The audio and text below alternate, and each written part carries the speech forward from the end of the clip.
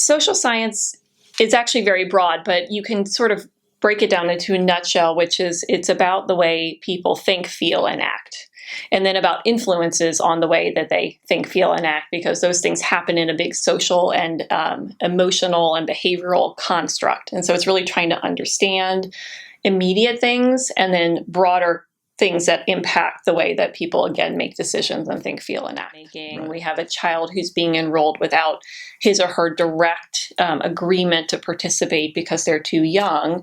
Really understanding how the parents are thinking about the cohort, how they're making decisions, making sure they really understand what they're getting into, and knowing what they expect long-term for themselves and the baby are very important to making sure that their consent and their expectations are consistent with what we expect from the cohort.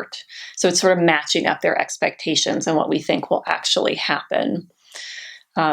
It also can be very helpful in understanding people's behaviors once they're enrolled in the study. So for example, understanding why people may or may not follow what they're asked to do, whether it's taking medication on a regular basis, giving the baby the medication on a regular basis, or coming to the study visits. So the more we know about their experiences and what day-to-day struggles and benefits and barriers that they perceive, those things really help us support families in not only doing well for themselves and for their children, but also really being able to participate the way we want them to in research. If we know what people are expecting, what they find acceptable or not acceptable, we can do a better job making sure we highlight things that might be more problematic or challenging for families so that they can really understand when they make an agreement to join or not the trial.